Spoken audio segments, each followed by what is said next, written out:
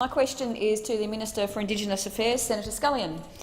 Could the Minister please update the Senate on the government's approach to supporting Indigenous businesses and how the measures announced in the last budget support the growth of this sector?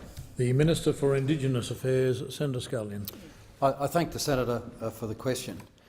Mr President, when I became Minister, I was less than satisfied with how government policies and our programs aligned with ensuring that we were supporting Indigenous business. 2012-13, we actually purchased $6.2 million worth of goods and services from Indigenous businesses out of a $39 billion economy. Hardly something you'd beat your chest about, which equated to 0.02% of contracts. Given that Indigenous Australians are 3% of the population, clearly Indigenous businesses had been locked out of government contracts for some time. So we wanted to turn this around. Nothing new about how you do things in business. We'd like to say we've got a business-like approach. We just simply tied the KPIs that we wanted to the KPIs of our CEOs. So the secretaries of every department had a KPI, a target. Can I say, whilst I think they'd acknowledge it wasn't too popular an approach at the time, they would see that it's worked enormously well. So, as a bit of encouragement, we indicated that we would publicly publish the outcomes of those KPIs on my website. The results have been remarkable. Since we introduced this policy, 708 Indigenous businesses have won over $407 million of government contracts in just the first 18 months, an extraordinary jump from just over $6 million. Each and every one of these contracts had to show value for money. So we're levering, to build on that success, we're levering Commonwealth investment in significant infrastructure, $700 million investment in North Australia's roads. I'd like to acknowledge Senator Canavan's leadership in this initiative.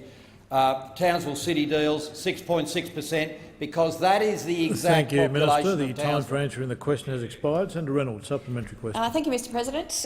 Can the Minister also advise the Senate how these Indigenous business policies are changing both the culture and private enterprise, but also state and federal government departments? Minister. Thank you, Senator. The Commonwealth leadership in supporting Indigenous businesses has created a real shift in the Indigenous business landscape. It can be called nothing else, but the soft bigotry, the passive racism of low expectations had to be overcome. Many had a perception that Indigenous businesses simply couldn't deliver. And one of the most outstanding successes of this procurement policy, Mr President, is that we've been able to demonstrate that Indigenous businesses are fantastic business partners. They provide fantastic competitive goods and services on time and on budget.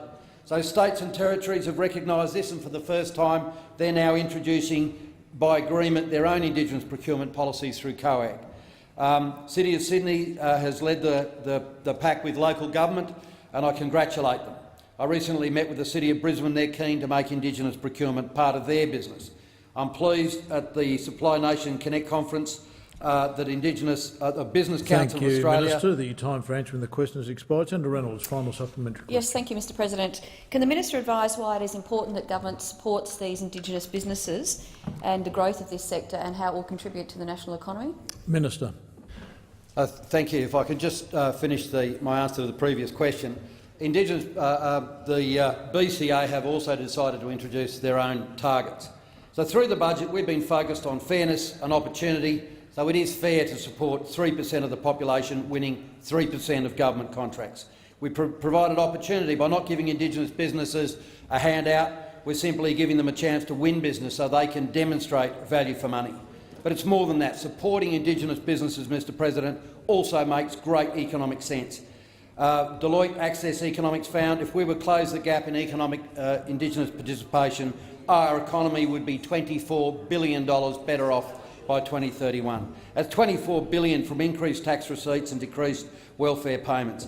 Backing Indigenous business also helps get more Indigenous job seekers out of welfare into work. This has been a remarkable change around. IPP contracts have an average Indigenous workforce of 51%.